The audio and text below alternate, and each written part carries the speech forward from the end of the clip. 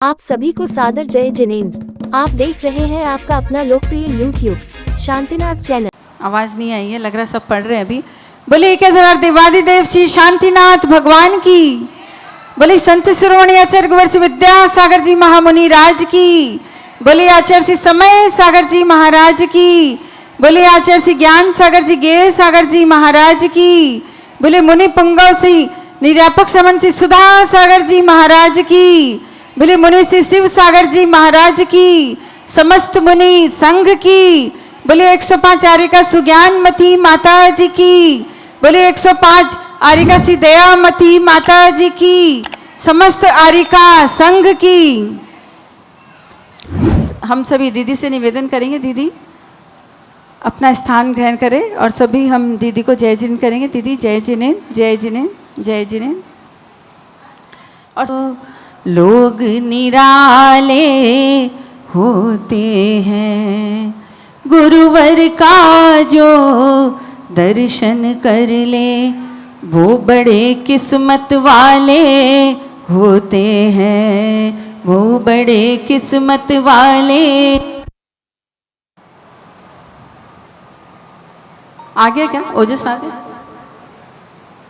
जीवन में सुख पाना है तो गुरु चरणों में सर रख लेना। इन चरणों में सर रख कर तुम पुण्य की झोली भर लेना, पुण्य की झोली भर लेना। देखिए हमारे सूर्यनगर में मुनिराज भी विराजमान हैं और आरिका भी विराजमान है। और परोक्ष रूप में जैसे कि दीदी हमें पढ़ाती है कि प्रत्यक्ष और परोक्ष, आचार्य श्री भी यहाँ लगता है ऐसे विराजमान है। ज्ञान सागर जी भी विराजमान है, समय सागर जी भी है और सुधा सागर जी भी है। इतने सारे गुरुओं का हमें आशीर्वाद मिल रहा है और दीदी का जो पढ़ाने का तरीका है इतना अच्छा है। इतनी छोटी सी है, लगता ही नहीं है कि इतना बड़ा ज्ञान होगा इनके अंदर।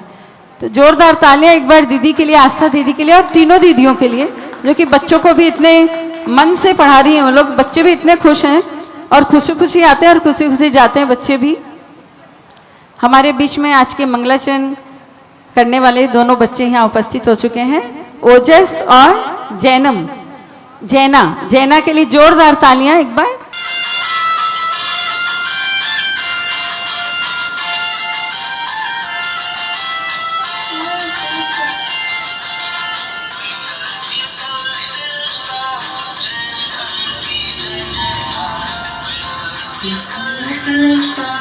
जय की जय जयकार,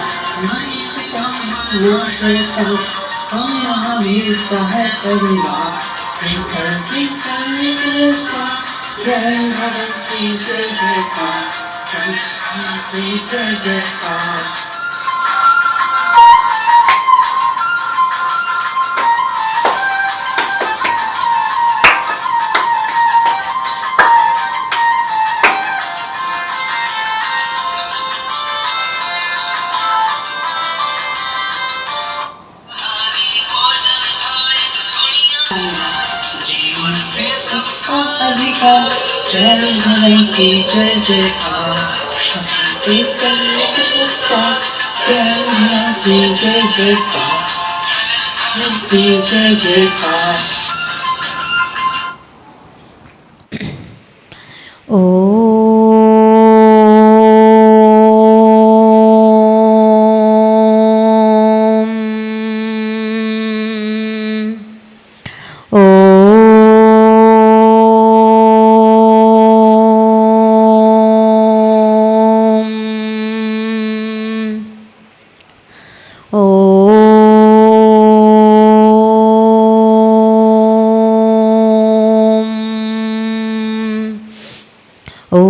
नमः सिद्धेभ्यः, ॐ नमः सिद्धेभ्यः, ॐ नमः सिद्धेभ्यः।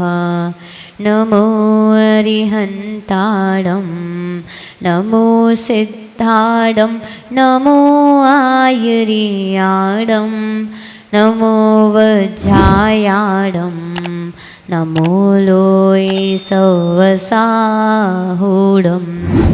हे शांत संत अरहंत अनंत ज्ञाता हे शुद्ध बुद्ध जिन सिद्ध अबद्ध दाता आचार्य वर्य बजाय सुसाधु सिंधु मैं बार बार तुम पाद पयोज बंधु है मूल मंत्र नवकार सुखी बनाता जो भी पढ़े विनय से अघ को मिटाता है आद्य मंगल यही सब मंगलों में ध्याओ इसी न भटको जग जंगलों में सर्वज्ञ देव अरिहंत परोपकारी श्री सिद्ध वंद्य परमात्म निर्विकारी श्री केवली कथित आगम साधु प्यारे ये चार मंगल अमंगल को निवारी श्री वीतराग अरहंत कुकर्मनाशी श्री सिद्ध शाश्वत सुखी शिवधाम वासी श्री केवली कथित आगम साधु प्यारे ये चार उत्तम अनुत्तम शेष सारे जो श्रेष्ठ हैं शरण मंगल कर्म जीता आराध्य है परम है शिव पंथ नीता हैं वंद्य की चरणरों असुरों सुरों के विधेय पंच गुरु हम बालकों की विधेय पंच गुरु हम बालकों के प्रणिपत्य वर्धमानं प्रश्नोत्तर रत्नमालिकां बक्षे नागनरामरवन्द्यं देवादेवाधिपं वीरम्।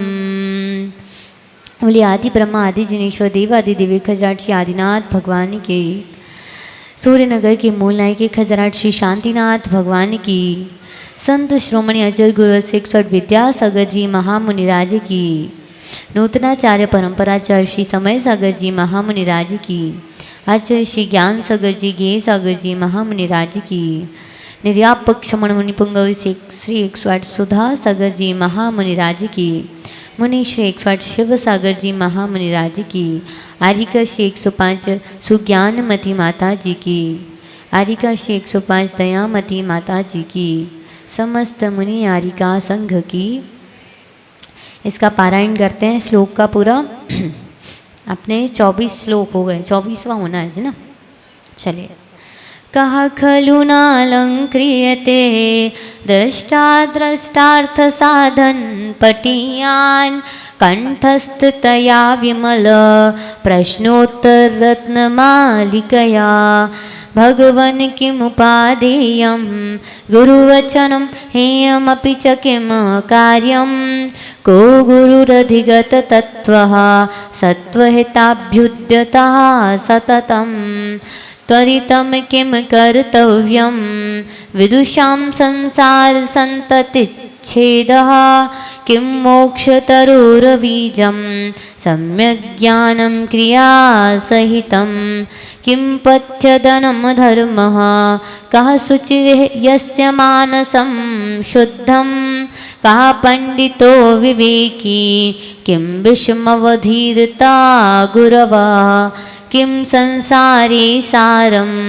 बहुशोऽपि विचिन्त्यमानमिदमेव मनुजेषु दृष्टतत्त्वं स्वपरहितयोद्यतं जन्म मदिरेव मोहजनकः कस्नेहा केचिदस्य वा विषयः का भववल्ली तृष्णा को वैरी नन्वनुद्योगः कस्माद्भयमेह मरणा दन्दादपि को विशिष्यते रागी कः शूरो या ललना लोचनवाणैर्न च व्यथितः पातुं कर्णाञ्जलिभिः किं मृतमिव बुध्यते सदुपदेशः किं गुरुतायामूलं यदि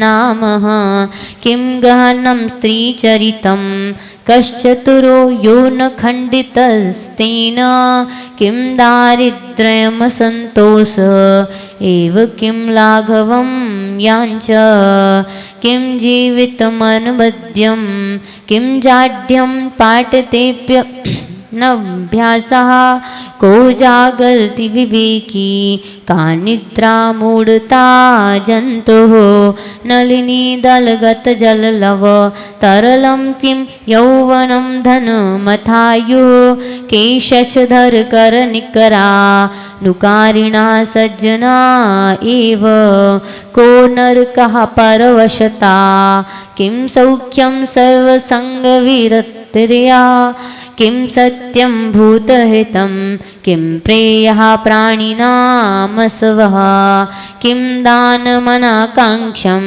किं मित्रं यन्निर्वर्तयति पापात् कोऽलङ्कारः शीलं किं वाचां मण्डनं सत्यं किमनर्थं फलं मानसमसङ्गतं का सुखवाहा मैत्री सर्वव्यसनविनाशे का दक्षः सर्वथा त्यागः कोऽन्धो यो कार्यरतः को बधिरो यः शृणोति न हितानि को मूको यः काले प्रियाणि वक्तुं न जानाति किं मरणं मूर्खत्वं किं चानर्घ्यं यदवसरे दत्तम् आमरणात् किं शल्यं प्रच्छन्नं यत्कृतमकार्यं कुत्र विधेयो यत्नो विद्याभ्यासे सदौषधे दाने अवधीर्णा क्व कार्या खलपर्योषितधपरधनीषु काहरनिशमनुचिन्त्य संसारा सारता न च प्रमदा का प्रेयसी विधेया करुणा दाक्षिण्यमपि मैत्री कंठगतैरप्यशुभे कस्यात्मानो समर्प्यते जातु मूर्खस्य विषादस्य च गर्वस्य तथा कृतघ्नस्य कः पूज्यः सद्वृत्तः कम धनमाक्षक्षते चलितवृत्तं केन जितं जगमि तत् सत्यतितिक्षावता पुंसा कस्मै नमासुरैरपि सुतरां क्रियते दया प्रधानाय कस्माद्दुद्विजितव्यं संसारारण्यता सुधियः कस्य वसे प्राणिगणः सत्यप्रियभाषिणो विनीतस्य क्वा स्थातव्यं न्याये पथि द्रष्टा लाभाय। अच्छा, इसका पहले रिवीजन करना है कि पहले इसको 5 श्लोक पढ़ लें। पहले पढ़ लेते हैं, फिर अपन एक बार स्टार्टिंग से फर्स्ट क्वेश्चन से लेके लास्ट तक अपन एक बार इसका रिवीजन कर लेंगे। तो जितनी भी कन्फ्यूज़न होंगी ना वो सारी यहीं के यहीं सॉल्व हो जाएंगे। चलिए 24वां श्लोक निकाल लें। व्युद्युत विलसित चपलम किम दुर्जन संगतम युवतयश्च कुलशैल निष्प्रकंपः के कलिकालेपि सत्पुरुषः विद्युत विलसित चपलम् विद्युत विलसित चपलम् किं दुर्जन संगतं युवतयश्च किं दुर्जन संगतं युवतयश्च कुलशैल निष्प्रकम्पः कुलशैल निष्प्रकम्पः के कलिकालेऽपि सत्पुरुषः के कलिकालेऽपि सत्पुरुषः विद्युत विलसित चपलम् किं दुर्जन संगतं युवतयश्च कुलशैल निष्प्रकम्पः के कलिकालेऽपि सत्पुरुषः। साथ में पढ़ते हैं इसको। विद्युत विलसित चपलम् किं दुर्जन संगतं युवतयश्च कुलशैल निष्प्रकम्पः के कलिकालेऽपि सत्पुरुषः। प्रश्न है, क्या है प्रश्न? विद्युत विलसित चपलम्। क्या? विद्युत विलसित चपलम्। आज हमने सुबह ही पढ़ा था, है ना? इंद्रिय भोग छिन्न थाई सुर धनु चपला चपलाई। क्या मतलब इसका? कह रहे हैं विद्युत विलसित, अर्थात जो हम देखते हैं ना, जब बरसात होती है तो बरसात के समय में बिजली चमकती है। बिजली कब तक चमकती है? कितनी देर चमकती है? कुछ पलों के लिए वो बिजली चमकती है और फिर खत्म हो जाती है। तो कह रहे हैं जो बादलों में जो बिजली की चमक है, विद्युत विलसित चपलम्। शब्द क्या है? विद्युत विलसित, अर्थात जो बिजली की जो चमक है ना, जो बादलों में बिजली कड़कती है, जब वो बादल में बिजली चमकती है ना, तो वहाँ पे कोई स्विच नहीं लगा रहता कि हमने चालू करी सो बिजली जल गई, हमने स्विच बंद किया सो बिजली बुझ गई। तो वहाँ पे जो नेचुरल बिजली जो चमकती है वो हमेशा नहीं चमकती, पल भर के लिए चमकती है फिर बंद हो जाती है। ऐसे ही इंद्रधनुष होते हैं। जब बरसात का समय होता है तो हम देखते हैं कि आसमान में 7 रंग का एक धनुष बनता है, जिसको हम इंद्रधनुष बोलते हैं। क्या वो हमेशा बना रहता है? बहुत मुश्किल से कभी कभार दिखता है, और वो दिखता भी कितने समय के लिए? क्षण मात्र के लिए दिखता है, फिर वो नष्ट हो जाता है।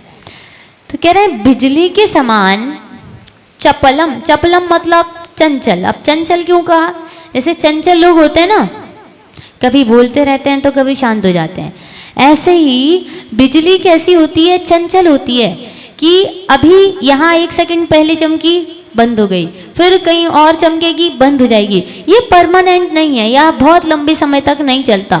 तो कह रहे हैं बिजली के समान चमकदार और चंचल क्या है? किम दुर्जन संगतम। क्या है?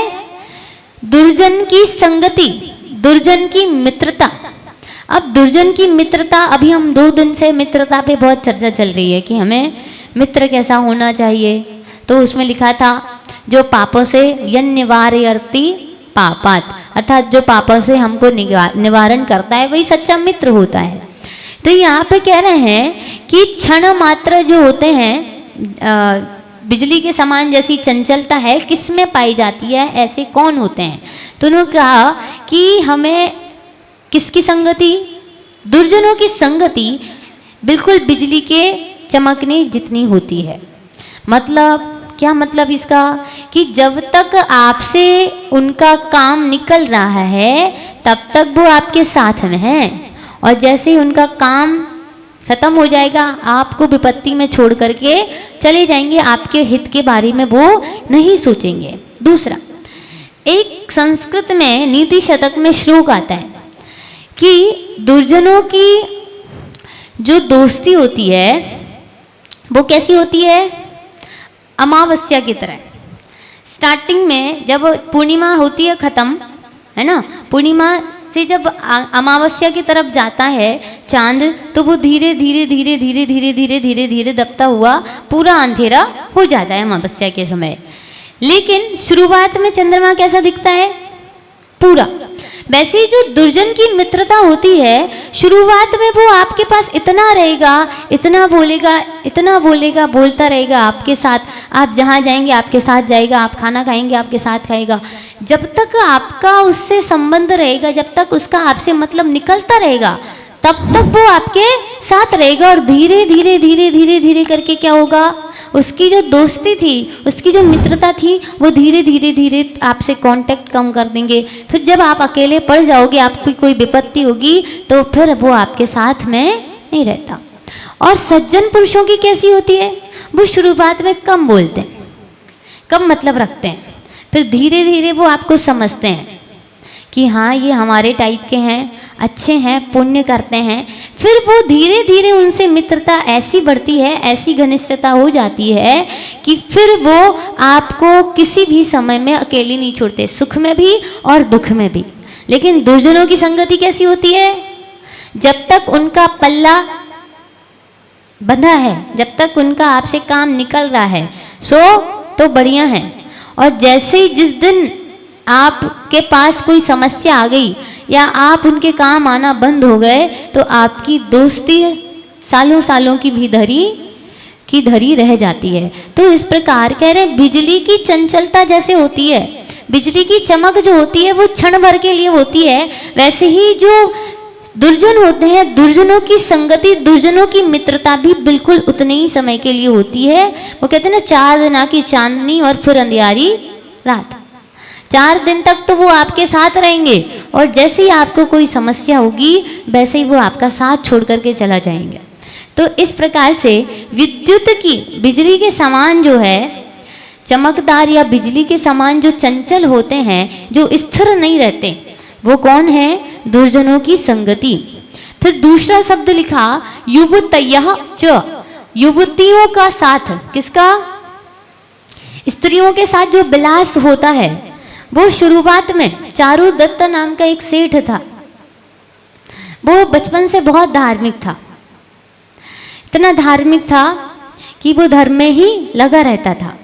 उसके घर वालों को उसकी बहुत चिंता होती थी, कहीं ये मुनि न बन जाए, हमारे घर की संपत्ति का क्या होगा। उसका एक मामा था, उसका विवाह करा दिया। विवाह कराने के बाद भी वो अपनी स्त्री से बात ही ना करे, मंदिर में रहे। तो उसके मामा उसको बेश्या के घर ले गए। बेश्या के घर ले गए कि इसके साथ रहेगा यदि तो सीख जाएगा। तो वो जब बेश्या के यहाँ जाने लगा, प्रतिदिन जाने लगा, तो चारुदत्त के साथ जब तक वो बेश्या थी, बेश्या अच्छी थी, लेकिन उसकी जो माँ थी वो बहुत लोभी थी। तो जो चारुदत्त जहाँ बेश्या के यहाँ जाता, तो वो एक दिन थोड़े समय के लिए गया, दूसरे दिन थोड़े समय के लिए गया, धीरे धीरे करके उसकी जो टाइमिंग इतनी बढ़ गई कि अब वो उसी के घर पे रहने लगा। उसके पिता की पूरी धन संपत्ति, कहते हैं 16 करोड़ दीनारों में पहले संपत्ति होती थी, 16 करोड़ दीनारें उसने उस बेश्या के घर पे पहुंचा दी। और अंत में वो क्या हो गया, कंगाल हो गया, उसके घर पे कुछ नहीं बचा। फिर उसके बाद उसकी पत्नी उसको लेने के लिए आई, तो फिर वो बिगड़ गया था। फिर उसको सही मार्ग दिखाया, और सही मार्ग दिखा करके फिर उसने धर्म का मार्ग ही चूज किया। तो कहते हैं ऐसे ही ये जो बिजली के समान होते हैं कि जब तक आप उनका लाभ होता रहेगा, तब तक वो आपके साथ रहेंगे, चाहे वो दुर्जन हो चाहे वो स्त्रियां हों। जब तक आपसे उनका लाभ है, तब तक वो आपके साथ रहेंगी, स्थिर नहीं रहने वाली। तो इस प्रकार से यहाँ पे बिजली के समान चंचल किस किस को कहा, दुर्जन की संगति को और स्त्रियों के संगति को। और स्त्रियों में भी मैंने कल बताया था, सारी स्त्रियां सेम नहीं होती, है ना। हमें अपने आप को हमेशा अच्छी कोटि में रखना चाहिए। ऐसी स्त्रियां जो सिर्फ लोभी होती हैं और सिर्फ लाभ ही चाहती हैं, ऐसी स्त्रियों की संगति नहीं करनी चाहिए। फिर क्या बोल रहे हैं, कुल शैल निष्प्रकंपः, कुल शैल निष्प्रकंपः, अर्थात कुल शैल मतलब क्या होता है, बड़ा पर्वत। कुल शैल मतलब बहुत बड़ा मजबूत जो पर्वत होता है, पर्वत मजबूत होते हैं, ऐसे ही अपन ने एक मुक्का दिया तो पर्वत नहीं गिर सकता। तो कह रहे हैं कुल शैल निष्प्रकंपः, अर्थात निष्प्रकंप मतलब मेरू के समान डट करके जो ऐसे खड़े रहते हैं वो कौन है। तो कह रहे के कली कालेपि सत्पुरुषः, और सत्पुरुष ऐसे होते हैं, सज्जन पुरुष ऐसे होते हैं कि कली काल में भी वो कैसे खड़े रहते हैं, पर्वत के समान खड़े रहते हैं। तो यहाँ पे दो प्रश्न अपने सामने खड़े हुए। पहला प्रश्न क्या है, विद्युत के समान चंचल कौन है, अर्थात जिस प्रकार विद्युत की जो चमक है, विद्युत जो है बिजली जिसको बोलते हैं, बिजली की जो चमक है वो क्षणभंगुर है, स्थिर नहीं रहने वाली है, वैसी कौन से पदार्थ हैं, वैसी कौन है। तो कहा पहला तो दुर्जन की संगति और दूसरा गलत स्त्रियों की संगति। तो इस प्रकार से ये कैसे हैं, बिजली की समान है, चमकदार। तो दिखने में तो बहुत सही लगते हैं, शुरुआत में वो दिखने में बहुत अच्छे लगते हैं, लेकिन पता चलता है कि हमने जिसको काजल समझ के आंख में लगाया वो ही हमको कंकड़ के जैसे चुभने लगते हैं। तो ऐसे ही इस तरीके से ये दो लोग जो ऐसे होते हैं जिनकी संगति ऐसी होती है जो बिजली के समान अस्थिर होती है। फिर प्रश्न कहा कि ऐसे कौन से जीव हैं, ये वे कौन है जो कली काल में भी, प्रलय काल में भी पर्वत के समान खड़े रहते हैं, अडिग रहते हैं। तो कहा ऐसे सज्जन सत्पुरुष होते हैं, वो कभी भी इन वस्तुओं के जाल में नहीं फंसते। आगे वाला निकाल लीजिए। किम शौच्यम कार्पण्यम सती विभवे किम प्रशस्य मौदार्यम तनु तर वित्तस्य तथा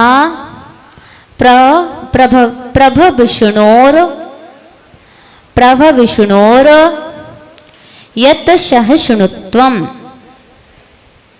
यत् सहिष्णुत्वम। चलिए पढ़ते हैं। किं शौच्यम कार्पण्यम, किं शौच्यम कार्पण्यम सति विभवे किं प्रशस्य मौदार्यम,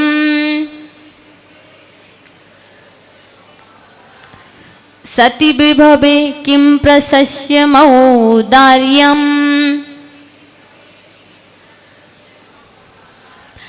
तनुतर वित्तस्य तथा,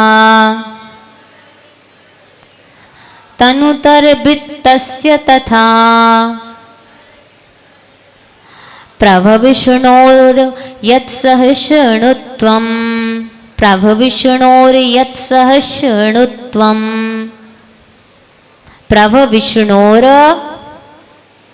यत् सहिष्णुत्वम, प्रभविष्णोर यत् सहिष्णुत्वम। किं शौच्यम कार्पण्यम सति विभवे किं प्रशस्य मौदार्यम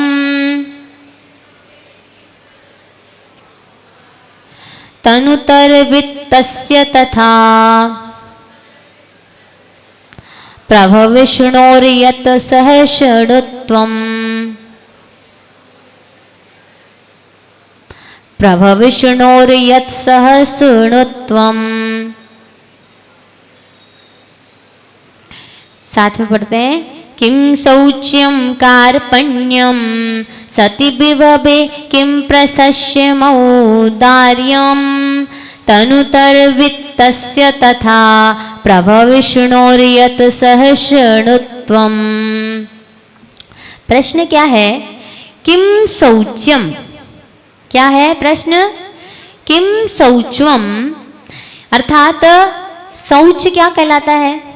शौच अपन ने पढ़ा था ना, एक होता है शौच धर्म, आज अपन ने अशुचि भावना भी पढ़ी थी, है ना, और एक होता है शौच, और यहाँ पे लिखा शौच्यम मतलब सोचनीय। सोचनीय मतलब ऐसे होता है ना, कोई किसी की हालत इतनी खराब होती है कि हमें उसमें खेद होने लगती है, हम उसके लिए सोचने लग जाते हैं कि हाय ये कैसी स्थिति है। तो कह रहे हैं इतनी ऐसी कौन सी वस्तु है जो खेदजनक है, अर्थात हमको सोचने पर मजबूर कर देती है। कार्पण्यम, कार्पण्यम होती है कंजूसी। क्या होती है? कंजूसी। सती विभवे, सती विभवे मतलब सती मतलब होने पर, विभवे मतलब वैभव, संपत्ति होने पर भी। किम शौच्यम अर्थात सोचने योग्य खेदपूर्ण स्थिति क्या है?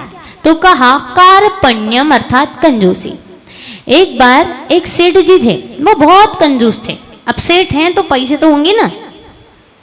सेठ जी नारियल लेने गए। अब एक नारियल की दुकान पे उन्होंने पूछा भैया नारियल कितने का है? तो उन्होंने कहा 16 आने का एक नारियल है। सेठ जी ने बहुत बार्गेनिंग की तो वो कहने लगा भैया ज़्यादा से ज़्यादा हम 12 आना में दे पाएंगे, मैं नहीं लेता। सेठ जी उसके बगल वाली दुकान पे गए, वहाँ कहने लगे कितने का है नारियल? तो उसने कहा सेठ जी वैसे तो 12 आने का है, आप कहोगे तो 10 आने में लगा देंगे। नहीं नहीं महंगा है। ऐसे चलते चलते वो सबसे लास्ट दुकान पे पहुँचे, वहाँ पे वो व्यक्ति जो नारियल है वो 1 आने में देने को तैयार हो गया। सेठ जी की कंजूसी की बात चल रही है, ठीक है। सेठ जी नहीं माने, फिर कहने लगे भैया इससे कम। तो फिर उस पेड़ जो नारियल वाले था उसने क्या कहा कि सेठ जी अगर आपको एक बहुत अच्छा उपाय बताऊं? हाँ, अगर आपको नारियल चाहिए है, फ्री में चाहिए, हाँ मुफ्त में चाहिए, सो वो नारियल का पेड़ लगा है तोड़ लो। सेठ जी को ये आइडिया बुरा नहीं लगा, ने कहा सही बात है मेरे पैसे बच जाएंगे। सेठ जी, अब सेठ जी तो सेठ जी होते हैं ना, बढ़िया बड़ी सी तोंद जिसकी होती है, अच्छा हट्टे कट्ठे होते हैं सारे सेठ। सेठ जी बड़ा हिम्मत करके पेड़ पे चढ़ गए। अब पेड़ पे चढ़ गए, सो क्या हुआ फिर? पेड़ पे जैसे ही चढ़े, नारियल तोड़ने के लिए झुके ही थे कि पेड़ से लटक गए। अब नारियल का पेड़ तो ऊंचा होता है ना।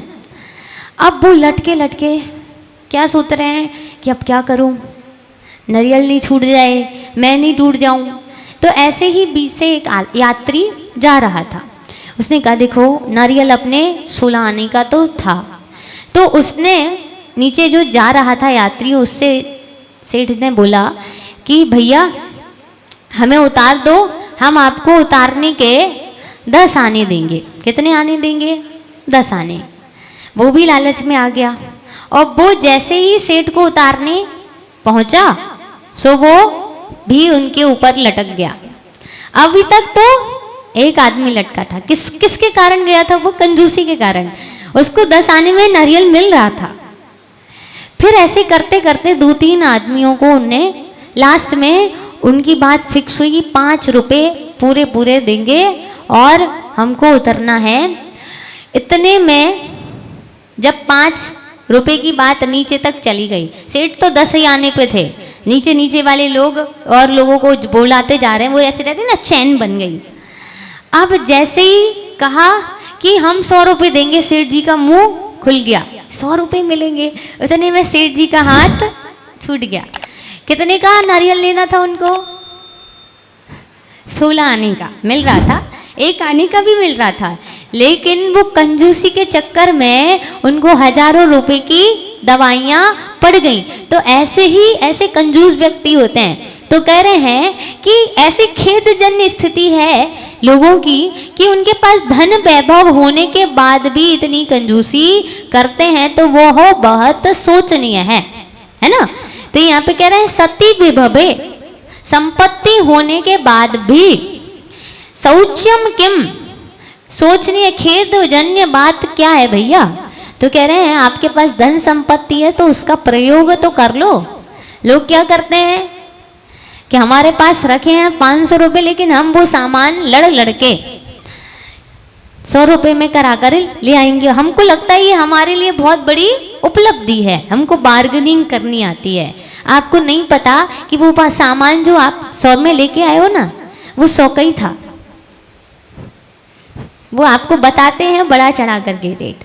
तो ऐसे में अगर संपत्ति होने के बाद भी यदि कोई सबसे खेदपूर्ण बात है तो वह यह है कि आप कंजूस हैं, कंजूसी। सती विभवे, वैभव होने के बाद, संपत्ति धन होने के बाद भी किम शौच्यम अर्थात खेदजनक स्थिति क्या है। तो कहा कार्पण्यम, कार्पण्यम मतलब कंजूसी। फिर उसके बाद कह रहे हैं किम प्रशंस्यम, किम प्रशंस्यम अर्थात प्रशंस्यम क्या है, प्रशंसनीय क्या है। औदार्यम, उदारता, दानशीलता। एक तरफ तो उनने कंजूसी वाली बात कर दी और एक तरफ क्या बोल दिया, उदारता, दान। अच्छा ईमानदारी से बताना, जो हमारे समाज में 2 टाइप के लोग होते हैं। एक होते हैं कंजूस टाइप कि उनसे पैसे निकलवाने पड़ते हैं और निकलवाने के लिए पता नहीं कितने जतन करने पड़ते हैं। अगर मान लो हमारी जैन धर्म की पुस्तक है 100 रुपये की, उनके पास अपन को पता है धन संपत्ति अच्छी है, लेकिन फिर भी वो बारे 100 रुपये की आती है, ये 50 रुपये धर्म की है, 50 में दे दो। तो एक तरीके के वो पुरुष होते हैं और एक होते हैं कौन से, जो उदार होते हैं। उनसे कहते हैं इतने चाहिए, हाँ भैया ले लो। तो कह रहे हैं प्रशंसा किसकी होती है, कंजूस वाले की। हो सकता है कंजूस वाले के मुंह पे सब उसकी तारीफ करें, भाई बहुत अच्छे हो आप, और पीठ पीछे इतना पैसा है पता नहीं कहाँ बांध के ले जाएंगे ये। तो कह रहे हैं प्रशंस्यम अर्थात प्रशंसनीय क्या है। तो कहा दानशीलता, उदारता ही प्रशंसनीय है और कंजूसी प्रशंसनीय नहीं है। वो तो खेदजन्य है कि भैया इतना पैसा होने के बाद भी ये कितने कंजूस हैं। आगे कह रहे हैं तनुतर वित्तस्य, कह रहे हैं तनुतर वित्तस्य अर्थात वित्त मतलब होता है धन, और तनुतर मतलब उस वित्त से भी हीन हो जाना। कैसा, धनहीन हो जाना।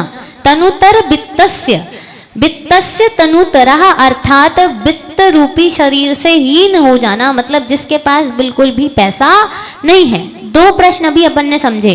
पहला प्रश्न क्या, धन संपत्ति होने के बाद भी खेदजन्य या शौच्यम क्या है। तो कहा कंजूसी, कार्पण्यम। दूसरा प्रश्न क्या बना, प्रशंस्यम किम अर्थात प्रशंसनीय क्या है। तो कहा औदार्यम अर्थात उदारता।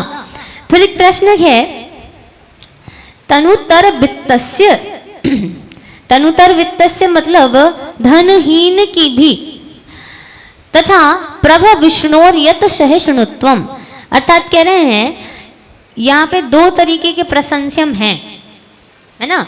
यहाँ पे ये जो प्रशंस्यम शब्द है, एक तो प्रशंसनीय क्या है, सामान्य है। फिर एक यहाँ पे कहते हैं कि धनहीन होने के बाद भी प्रशंसनीय क्या है।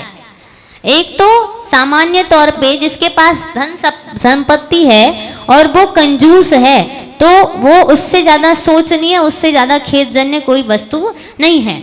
दूसरा धन संपत्ति होने के बाद प्रशंसनीय क्या है। तो कहा उदारता या दानशीलता प्रशंसनीय है। अब कह रहे तनुतर वित्तस्य, धनहीन की भी मतलब जो गरीब है, जिसके पास धन नहीं है, उसके लिए भी वो प्रशंसनीय बात क्या है ना।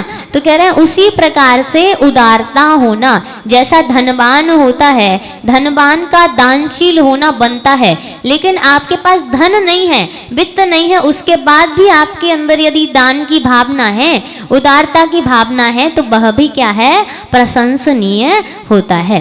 तथा प्रभ विष्णोर यत, कह रहे हैं तथा उसी प्रकार प्रभ विष्णु अर्थात जो विष्णु अर्थात कहते हैं विष्णु को सबसे बलवान कहते हैं, तो कह रहे हैं प्रभ विष्णोर अर्थात जो सबसे ज्यादा बलवान है, बलवान का भी क्या प्रशंसनीय है, बलवान के अंदर भी क्या, तो कह रहे हैं यत सहिष्णुत्वम अर्थात बलवान है और उसमें सहिष्णुता नहीं है। सहिष्णुता मतलब क्या होता है, सहनशीलता। अब मान लो कोई व्यक्ति हट्टा कट्टा है और हम जाकर के उससे कुछ बोलाए और वो रोने लग जाए, है ना। जैसे मान लो कोई बहुत बलवान है जिम्नास्टिक, उसका नाम है दुर्बल, क्या नाम है। अब हम गए, हमने उससे बोले अरे दुर्बल भैया दुर्बल भैया, और वो क्या करने लग जाए, रोने लग जाए, तो फिर क्या वो बलवान में प्रशंसनीय होगा। उसको चाहे कुछ भी बोल दो उसको फर्क पड़ना नहीं चाहिए। तो कह रहे बलवानों में प्रशंसनीय क्या है, तो कहा सहिष्णुता अर्थात सहनशीलता। यहाँ पे 4 प्रश्न बने, कौन कौन से। पहला प्रश्न बना कि संपत्ति होने पर भी यदि कोई शोचनीय है या खेदजनक बात है तो क्या है, उसका कंजूस होना। कोई बहुत अच्छा सेठ है, उसके पास बहुत धन पैसा रुपया है, लेकिन फिर भी वह कंजूस है, तो इससे खेदजन्य कोई बात ही नहीं है। इतना लोभी आदमी कोई मैंने देखा ही नहीं। फिर दूसरा प्रश्न क्या बनता है, धन संपत्ति है, उसके पास सेठ है, तो उसमें प्रशंसनीय क्या है, उसका उदारशील होना अर्थात दानवान होना। उसका धन का वो सही उपयोग कर रहा है कि नहीं, प्राणियों के हित में अपना दान लगा रहा है कि नहीं लगा रहा, इस प्रकार से भी यदि वह है तो वह भी प्रशंसनीय है। तीसरा प्रश्न कि यदि वह धन से हीन है, निर्धन है, उसके बाद भी यदि वह उदार है तो वह उसमें भी प्रशंसनीय है।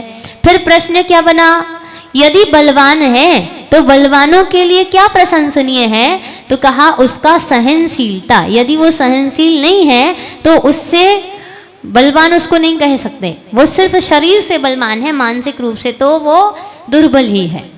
समझ में आए। तो इस प्रकार से ये आगे के प्रश्न हैं। आगे चलिए निकालिए।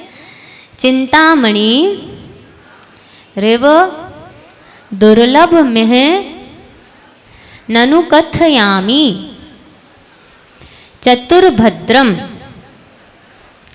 किम तद वदन्ति भूयो विधूत तमसो विशेषेण।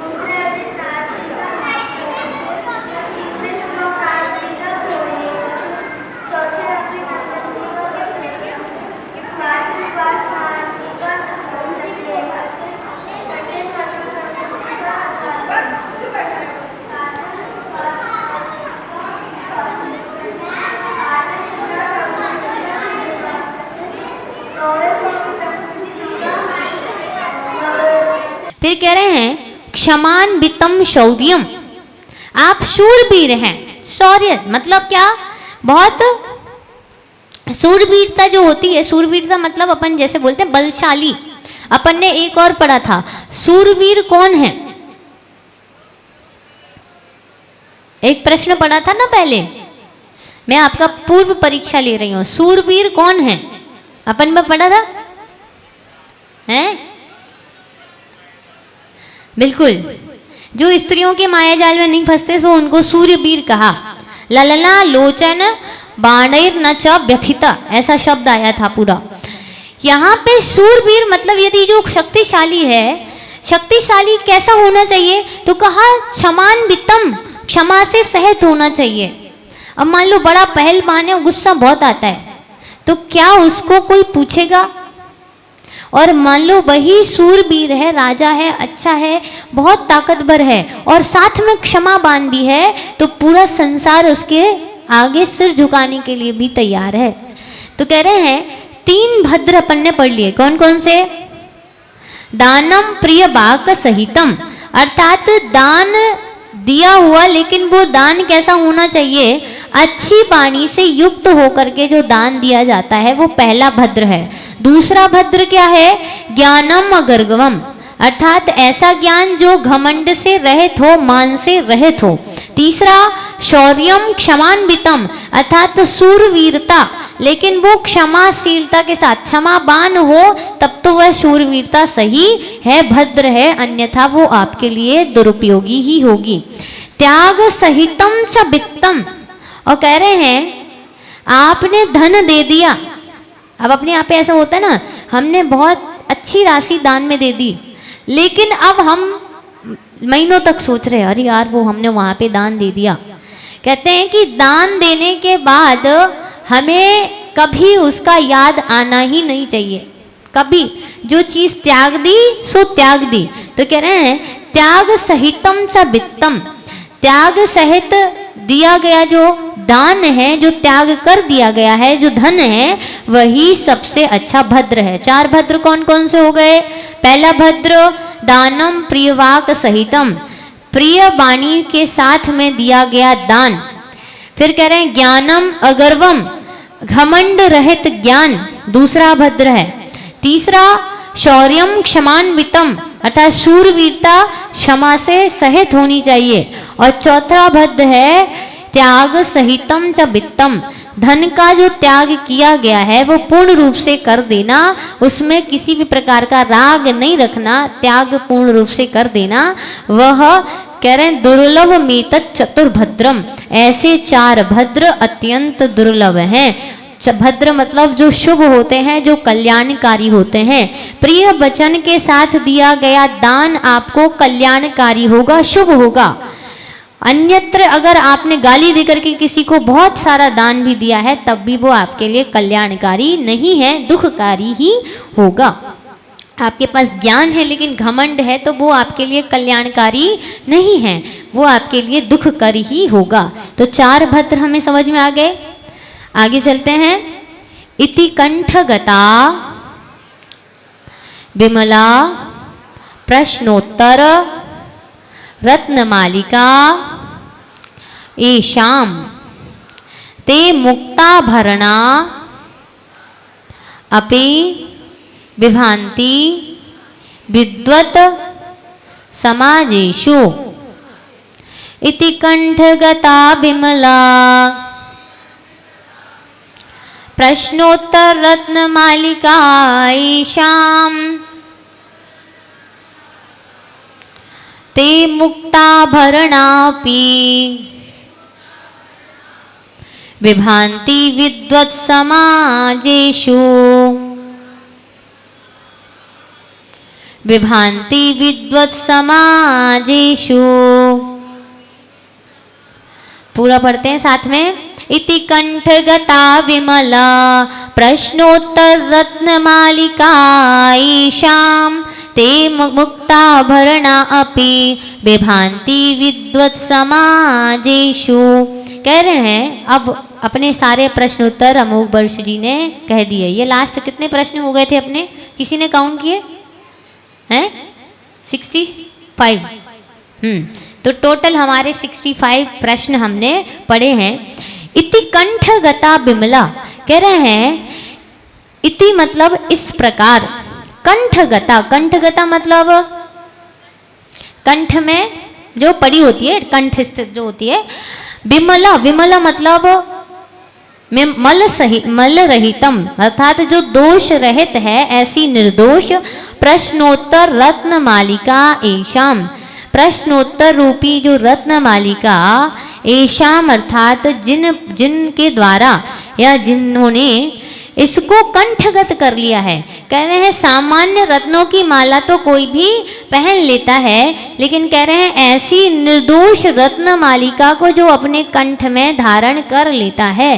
ते मतलब वे पुरुष जो इसको धारण करने वाले हैं। ते मुक्ताभरणा अपि, कह रहे हैं वे यदि मुक्ता आभरणों से भी रहित हैं, यदि उनके पास वो आभूषण हैं और नहीं भी हैं, तो भी कह रहे हैं अपि विभांति विद्वत समाजेषु, कह रहे हैं वो विद्वानों की सभा में अपने आप सुशोभित होगा। अच्छा, सबसे बड़ी बात कह रहे हैं कि बहुत बड़े बड़े विद्वानों की एक सभा हुई, उसमें सब विद्वान अच्छे बढ़िया ज्ञानवान होकर के बड़े बड़े शास्त्रों को पढ़कर के शास्त्रज्ञ बैठे हैं, और एक हम हैं, हमने सिर्फ किसको पढ़ा है? प्रश्नोत्तर रत्नमालिका को ही पढ़ा है, हमने और कोई ग्रंथ पढ़ा नहीं है। तो कह रहे हैं उतने सब विद्वानों के बीच में हम यदि इस प्रश्नोत्तर रत्नमालिका को भी अपने गले में डाल करके चले गए, गले में जाड़ करके, ऐसे नहीं कि इस किताब की माला बनाई और पहन के चले गए, इसको स्मरण किया, इसके प्रश्न उत्तर हमारे मन में बैठे हुए हैं, अगर हमें ये याद है तो कहते हैं कि विभांति विद्वत समाजेषु, हम विद्वानों की समाज में भी, विद्वानों की सभा में भी बिना विद्वान बने, बिना शिक्षा शास्त्री, शास्त्री सिद्धांत शास्त्री की डिग्री के भी हम विद्वान बत विभांति अर्थात क्या होंगे? सुशोभित होंगे। वहाँ पे हमारी उतनी ही कांति होगी जितनी विद्वानों की है, क्योंकि हमारे पास क्या है? हमारे पास एक ज्ञान है। हमने 65 प्रश्नों से कितना अच्छे, आप अभी अपन एक बार उसको पूरा रिपीट भी करेंगे, थोड़ा सा समय लगेगा, आज की बात है क्योंकि आज की अंतिम क्लास है, थोड़ा सा लेट भी होगा तो भी थोड़ा सा आप 10-5 मिनट चला लेना, क्योंकि इसके बाद फिर अपनी कक्षा नहीं होगी। तो कह रहे यदि ये प्रश्नोत्तर रत्नमालिका रूपी हमने माला जो है यदि अपने कंठ में स्थित कर ली, तो हमारे पास यदि रत्नों की माला है या हम रत्नों की माला पहने हैं या नहीं पहने हैं, तब भी हम विद्वानों की समाज में, विद्वानों की सभा में भी उनके जैसे क्या होंगे? सुशोभित होंगे। आगे नेक्स्ट सबसे अंतिम कड़ी है विवेकात्यक्त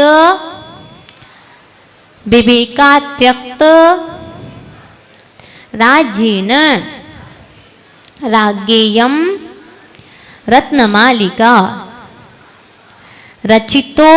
रचिता मोघवर्षेण सुधियां सदलंकृतिः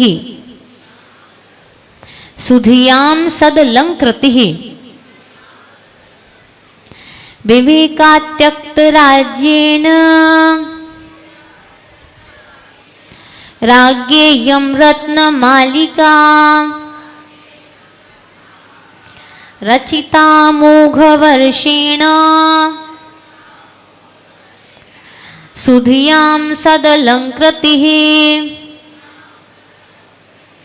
विवेकात्यक्त राज्येन राज्ञेयं रत्नमालिका रचितो मोघवर्षेण सुधियां सदलंकृति। ये सबसे अंतिम श्लोक है। यहाँ पे रचयिता जो हैं अमोघवर्ष जी यहाँ पे अपना परिचय देते हैं, कह रहे हैं विवेकात्यक्त अर्थात विवेकात अर्थात हमने पढ़ा था विवेक को क्या कहलाता है? विवेक का मतलब होता है जिसको ये ज्ञान है कि क्या सही है क्या गलत है, मतलब हे और उपादेय का जिसको ज्ञान है कि सही और गलत क्या है, यदि जिस पुरुष को ज्ञान है तो वो उसके पास क्या है? विवेक है। तो कह रहा है विवेकात अर्थात विवेक से राज्येन त्यक्त, यहाँ पे त्यक्त मतलब होता है त्यागा हुआ, है ना? त्यक्त मतलब त्यागा हुआ या छोड़ दिया गया है, जिसके द्वारा राज्येन अर्थात राज्य। कह रहे हैं जिसने विवेक पूर्ण, ऐसे ही नहीं कि भेड़ चाल चल रही थी सबने अपने अपने राज्य छोड़ दिए सो हमने भी छोड़ दिया। कह रहे हैं उन्होंने सही और गलत का ज्ञान करके जिसके द्वारा राज्य पाठ छोड़ दिया गया हो, जो राज्य से कैसे हैं? विरक्त हो गए, त्याग कर दिया। कह रहे हैं राज्ञेयम इति, राज्ञेयम मतलब होता है राजा, है ना?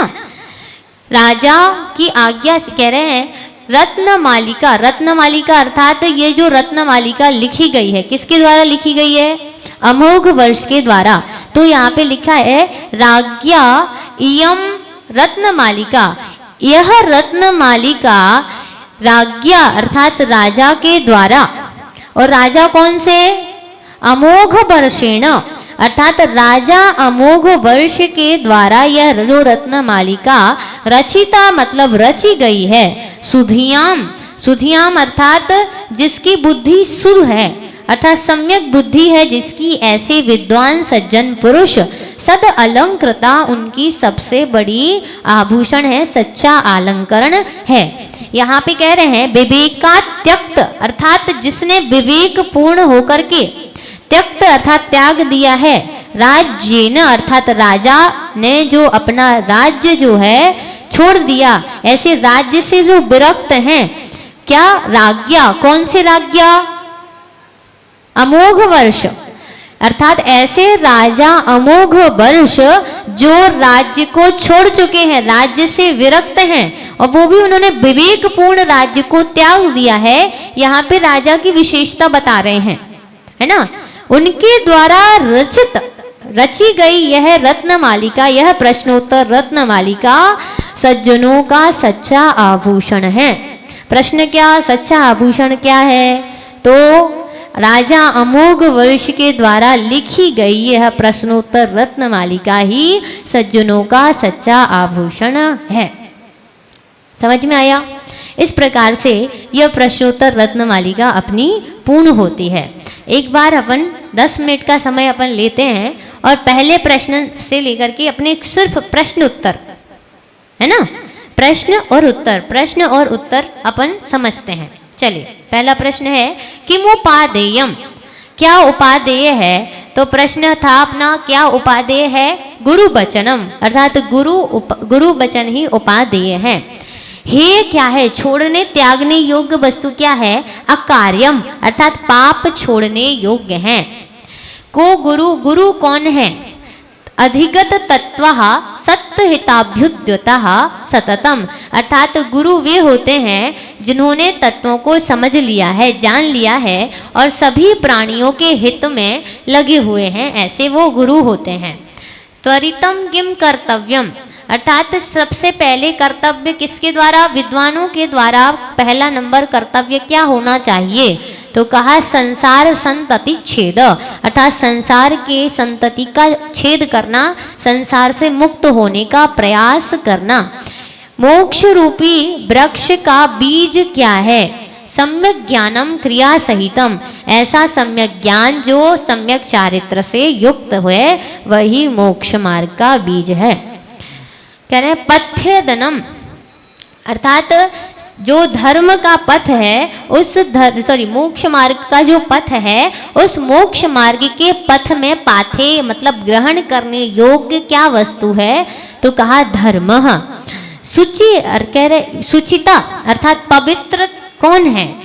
यस्य मानसम शुद्धम सबसे पवित्र इस संसार में कौन है? तो कहा जिसका मन पवित्र है वही, या जिसका मन शुद्ध है वही पवित्र वस्तु है। कहा पंडितो पंडित कौन है? तो कहा जो विवेकी है वही सही पंडित है। किम विषम विष क्या है? तो कहा गुरु की निंदा अवधीरता गुरवः अर्थात गुरुओं की निंदा सबसे बड़ा संसार में विष है।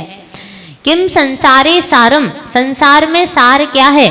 तो कहा बहुत बार चिंतन करने पर मनुष्य रूप को धारण करके स्व और पर के कल्याण में लग जाना ही इस संसार का सार है।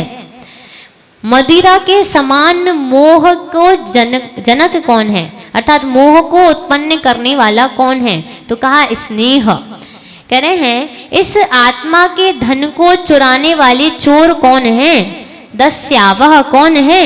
तो कहा विषयः जो हमारी पांचों इंद्रियों के विषय हैं वह ही इसके चोर हैं। का भव बल्ली भव रूपी बेल क्या है? तृष्णा तृष्णा ही भव को बढ़ाने वाली बेल का काम करती है। को बैरी इस संसार में सबसे बड़ा वैरी कौन है? अनुद्योगा अर्थात आलस्य अकर्मणता कोई भी काम नहीं करना। संसार में किससे सब जीवों को भय है? मरणात मरण से। अंधों में भी विशेष अंधा कौन है? तो कहा जो रागी है वह सबसे बड़ा अंधा है। कहा शूरो, शूरवीर कौन है? ललना लोचन वाणई नचा व्यथिता, अर्थात जो स्त्रियों के नेत्र रूपी बाणों से व्यथित नहीं होते, जो स्त्रियों से व्यथित नहीं होते, वो ही सबसे बड़े शूरवीर माने जाते हैं। कह रहे हैं कान रूपी अंजलियों से क्या पीना चाहिए, पीने योग्य क्या है? तो कहा सद उपदेश, हमें अपने कानों से सत उपदेश ही सुनना चाहिए। किम गुरुताया, गुरुता क्या है या गौरव इस संसार में हमारे पूरे जीवन में गौरवपूर्ण क्या है? अप्रार्थना, किसी के सामने भी हाथ नहीं फैलाना, किसी से भी प्रार्थना नहीं कराना, ये हमारे जीवन का सबसे बड़ा गौरव है। चाहे कितनी निर्धनता आ जाए, कितनी समस्याएं आ जाएं, लेकिन कभी किसी के सामने किसी भी प्रकार की प्रार्थना नहीं करना। किम गहनम, सबसे ज़्यादा जटिल या समझने में कठिन क्या है? तो कहा स्त्री चरितम, स्त्री का चारित्र सबसे ज़्यादा काठिन्य है, समझने में कठिनता होती है। कहा चतुरो, चतुर कौन है? तो कहा वे पुरुष चतुर हैं जो इन स्त्रियों के द्वारा ठगे नहीं जाता, ना खंडितस्तेन, अर्थात जो इनके द्वारा खंडित नहीं होते, ठगे नहीं जाते, वो ही चतुर कहलाते हैं। किम दारिद्र्य, दरिद्रता क्या है? तो कहा असंतोषी होना सबसे बड़ी दरिद्रता है। किम लाघवम, लघुता क्या है? वहाँ गुरुता था, गुरुता में क्या था? किसी के सामने याचना नहीं करना, और यहाँ लघुता मतलब याचना करना, किसी से भी कोई भी सामान मांगना।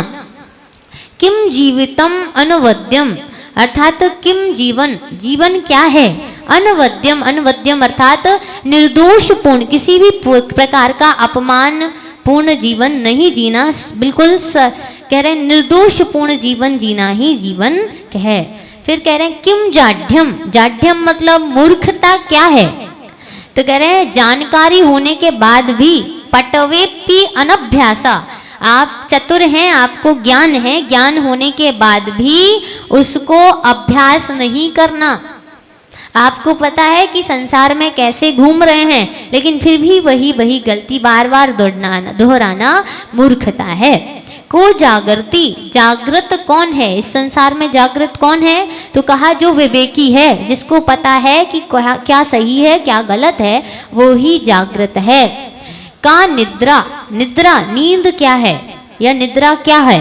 निद्रा वो सोने वाली नहीं, जागते हुए भी हम सो रहे हैं, तो कह रहे हैं मूढ़ता, अर्थात जो प्राणियों की अज्ञानता है, अज्ञानता के कारण हमारे आंखें तो खुली हैं लेकिन हमारे ज्ञान के चक्षु बंद हैं। नलिनी दलगत जललव, अर्थात कमलिनी के पत्ते पर जल की बूंद के समान नश्वर चंचल क्या है? तो कहा 3 वस्तुएं हैं, यौवन, धन और आयु। यौवन, धन और आयु, ये नलिनी के पत्ते पर बिंदुवत है। फिर कह रहे हैं कि शशधर कर निकरा, अर्थात चंद्रमा की समान शीतलता देने वाले कौन हैं? तो कहा जो सज्जन पुरुष होते हैं वो चंद्रमा की समान शीतलता प्रदान करते हैं। नरक क्या है? को नरकहा, तो कह रहे परवशता, दूसरे के अधीन होकर के जीना सबसे बड़ा नरक है।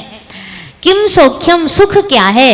तो कहा सर्व संग विरतया, अर्थात संपूर्ण परिग्रहों से रहित होकर के जीना ही सुख पूर्वक जीना है या सुख है। सत्यम किम, सत्य क्या है? भूत हितम, अर्थात प्राणियों का हित करना, यानी प्राणियों के हित में लगे रहना ही सत्य है। किम प्रेयः, प्रेयः मतलब होता है हमारे लिए सबसे इष्ट, सबसे प्रिय वस्तु क्या है? तो कहा हमारे प्राण। सबसे ज्यादा भयकारी क्या है? मरण। और सबसे प्रिय क्या है? हमारा जीवन, मतलब हमारे प्राण। किम दानम, दान क्या है? तो कह रहे हैं अनाकांक्षम, किसी भी प्रकार की आकांक्षा नहीं होना। हमने धन का दान यदि दे दिया तो उस दान के बाद हमें उसके फल की इच्छा नहीं करना ही दान कहलाता है। किम मित्रम, मित्र कौन है?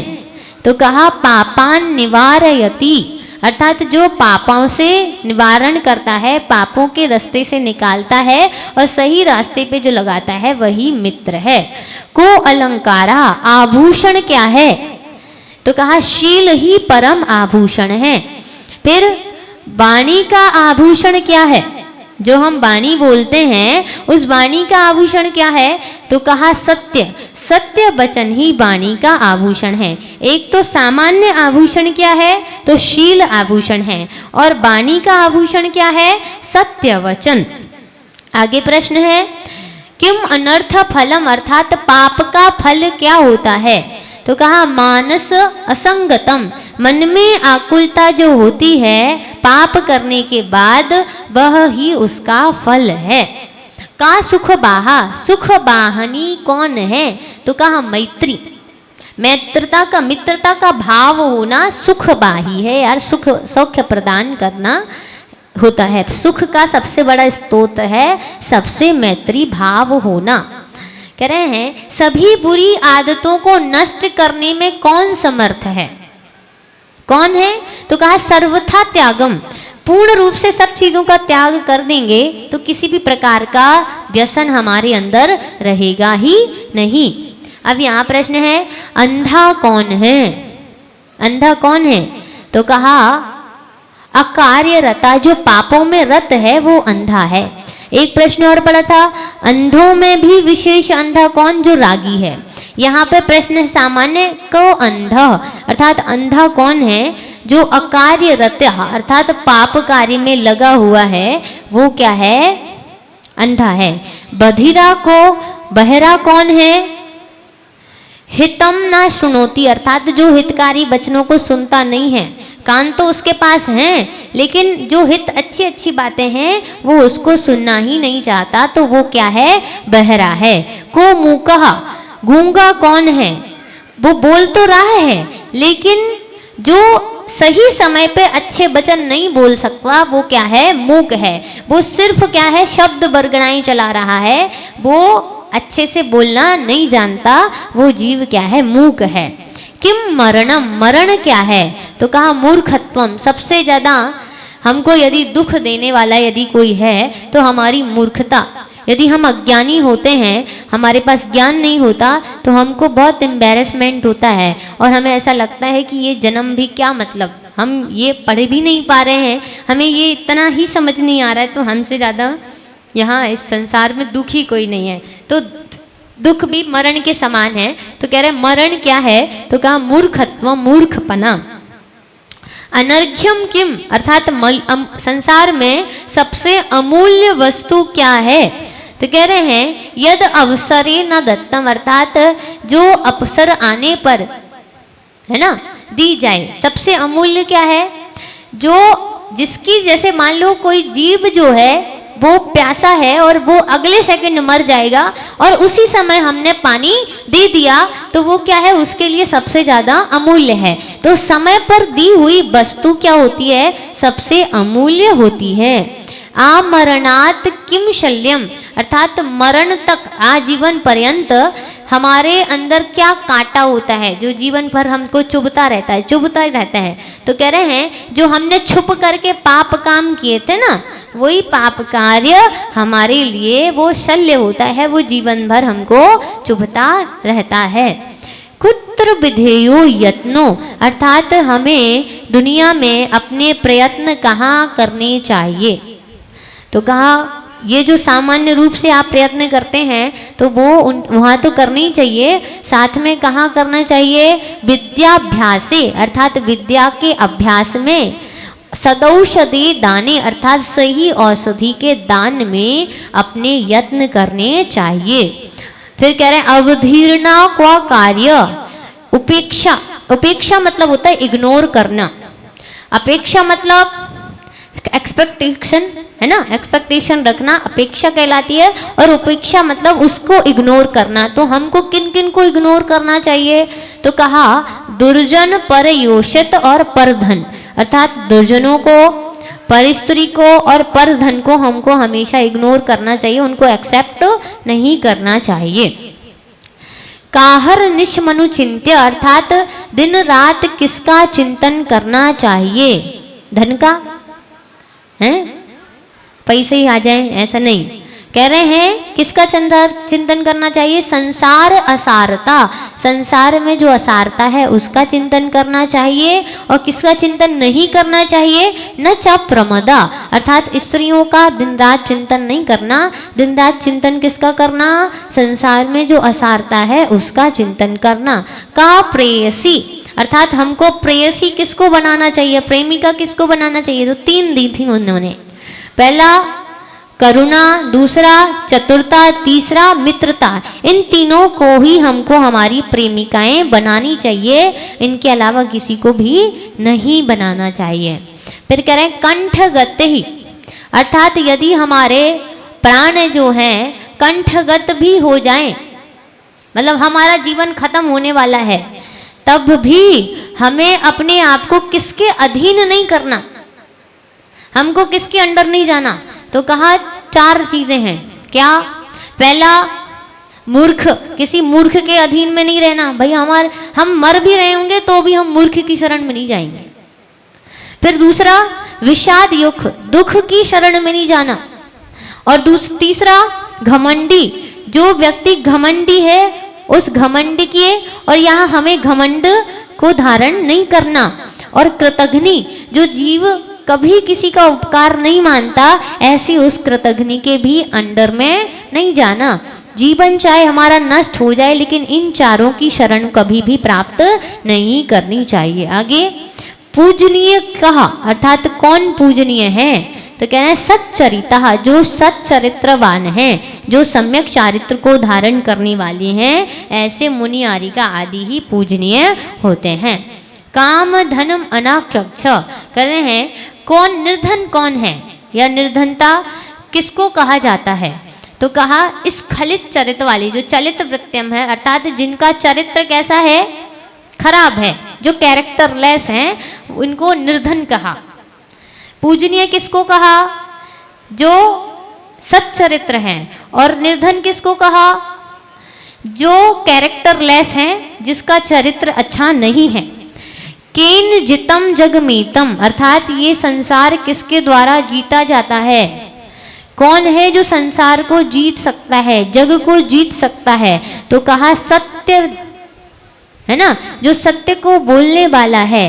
फिर कह रहे हैं जो क्षमावान है, और ऐसे सत्यवादी और क्षमावान पुरुष ही जग को जीत सकते हैं, जैसे पार्श्वनाथ भगवान।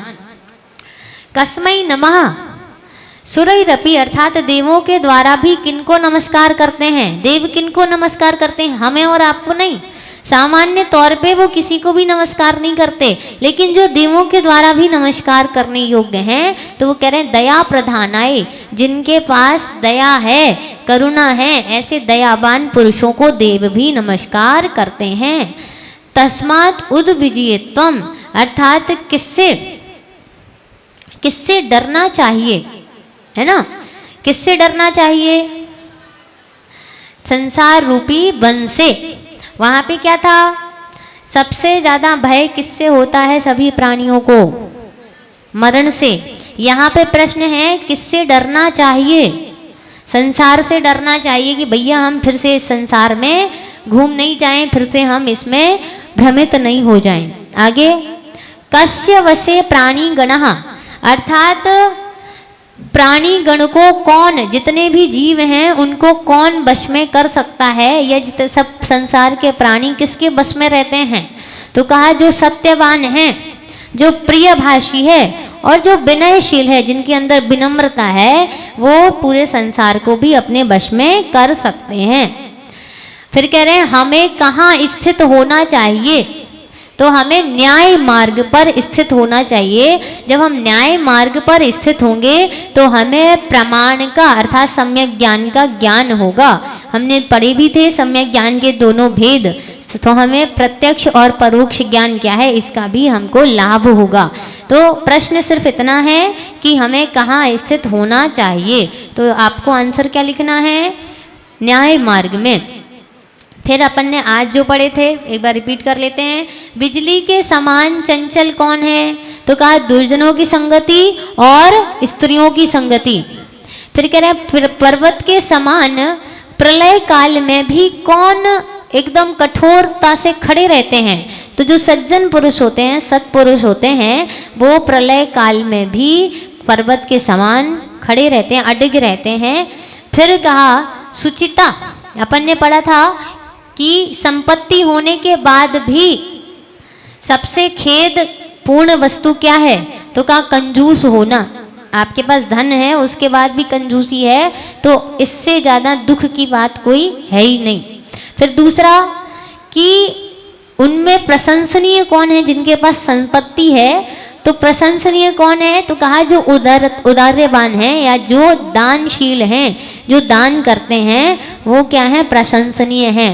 कह रहे हैं निर्धन है फिर भी प्रशंसनीय है, जिसके पास धन नहीं है उसकी प्रशंसा कैसे, तो कहा धन नहीं होने के बाद भी दान करने की भावना होना प्रशंसा का विषय है।